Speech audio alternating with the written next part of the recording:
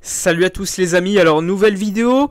On va revenir dans cette vidéo sur un article qui est sorti hier, un article qui a été écrit par un journaliste de Gaulle en Espagne, qui est très proche de la direction, qui a l'habitude d'écrire des articles liés, on va dire, à l'économie du Barça. Il avait d'ailleurs sorti le Barça Gate à l'époque, rappelez-vous l'affaire avec Bartomeu et les réseaux sociaux. Et hier, il a sorti un nouvel article. Dans ce nouvel article, il expliquait littéralement que le FC Barcelone était en négociation avec CVC. Comme vous le savez, CVC, c'est ce fonds d'investissement qui a acquéri 10%, 11% des droits TV de la Liga pendant 50 ans, pour en échange environ 2 milliards d'euros.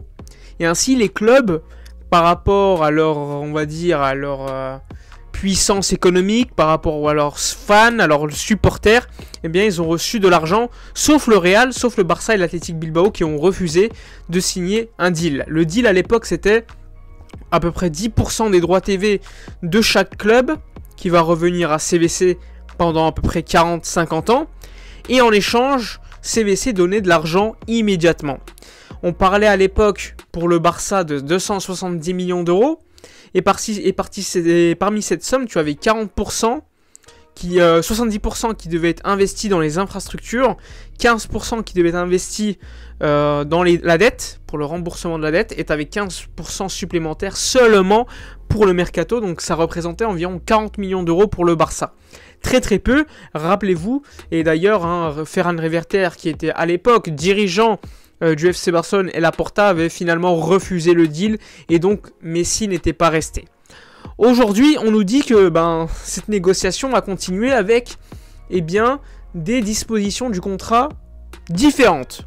Dans ce contrat, il y aurait par exemple la tentative du FC Barcelone de supprimer littéralement le fait que le Barça puisse recevoir le Barça veut recevoir plus de 300 millions d'euros, alors qu'avant c'était 270. Là, le Barça vise encore plus d'argent, potentiellement, pour pouvoir vendre 10% de ses droits TV pendant X années. On parle de 50 ans quand même, ce qui est énormissime.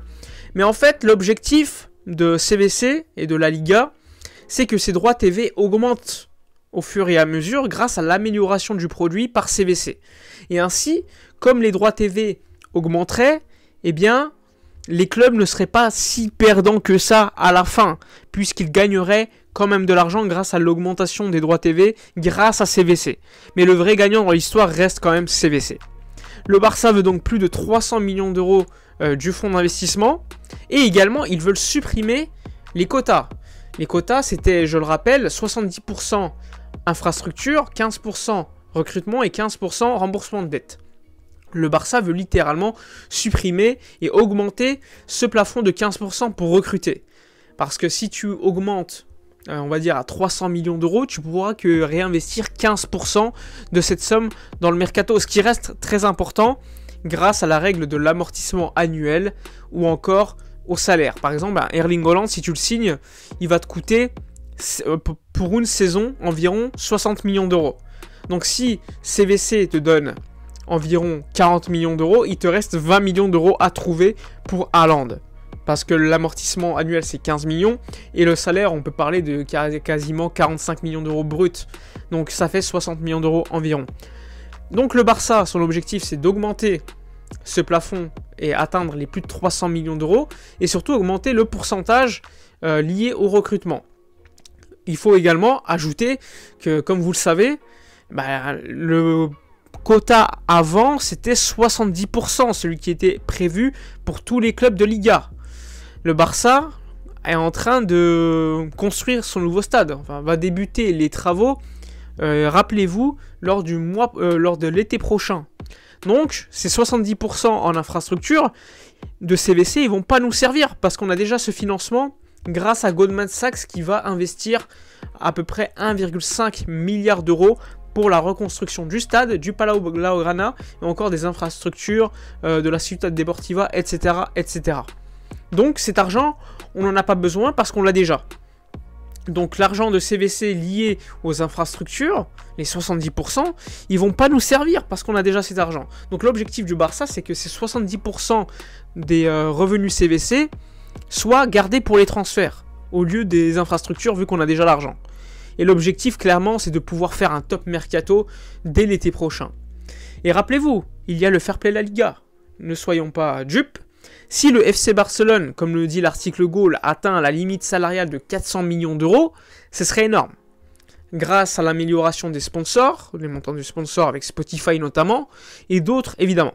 Donc tu atteindrais les 400 millions d'euros de limite salariale, tu vas vraisemblablement être quasiment à cette limite, tu vas atteindre les 400 millions de masse salariale, hein. Il faut rappeler que la masse salariale, c'est pas que les salaires, c'est également les amortissements annuels, et également les primes. Donc si tu atteins les 400 millions à peu près, tu peux potentiellement recruter.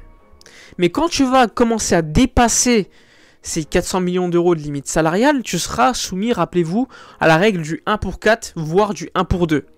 C'est-à-dire que pour recruter pour 1 million d'euros, tu dois libérer déjà 4 millions d'euros pour la règle du 1 pour 4.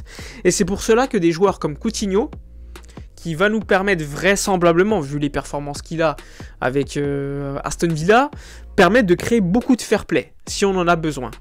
Parce que rappelez-vous, Coutinho, s'il part en été prochain, il va nous faire économiser son amortissement annuel, qui va rester, son salaire annuel, on parle quand même de 28 millions d'euros bruts annuels, et en plus de ça, il pourrait nous permettre de faire une plus-value, parce que son option d'achat est de 40 millions d'euros, et vraisemblablement, ce qu'il reste à amortir, c'est moindre. Donc dans ce cas-là, la différence nous permettra de faire une plus-value. Et ainsi, d'avoir un gros fair play financier créé par le départ de Coutinho. Mais il y a également le départ d'Antoine Griezmann qui va nous le créer. Et l'addition juste de ces deux joueurs, en liquidité, c'est 80 millions d'euros. S'ils partent bien, les deux à 40 millions d'euros. Parce que Coutinho, on a encore des doutes. L'option d'achat est de 40 millions, mais peut-être qu'il va partir à 30. Mais dans tous les cas, on sera gagnant. Donc, ces deux joueurs vont nous permettre d'acquérir beaucoup de fair play, d'avoir également des liquidités, et surtout il faudra suivre l'échange potentiel entre Adama Traoré et Trincao, parce que Trincao, je le rappelle, si tu le fais partir à plus de 20 millions d'euros, parce qu'il reste 20 millions d'euros à amortir environ, tu seras en plus-value, en positif. L'argent qui va dépasser sera positif. Donc ça aussi c'est à noter, ça va nous créer du fair play, ça va économiser les salaires. Faut pas oublier également, on a des joueurs comme Neto, qui a un gros salaire quand même, qui peut partir, comme Braithwaite, comme Memphis, quid de Memphis Depay. Pourquoi pas en sortie de banc, mais est-ce qu'il va accepter? Il lui restera un an de contrat, il a un salaire qui est acceptable, mais est-ce que lui va accepter? Il a quand même une valeur marchande intéressante. Quid de joueurs comme Dest, va-t-il continuer?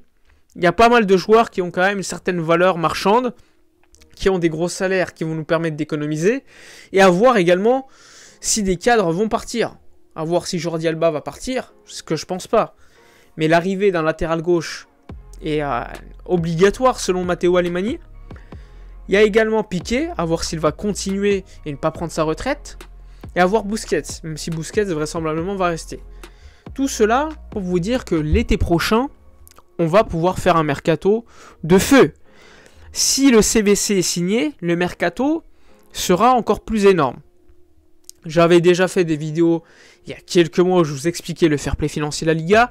Je vous expliquais que le Barça pouvait faire une top recrue l'été prochain.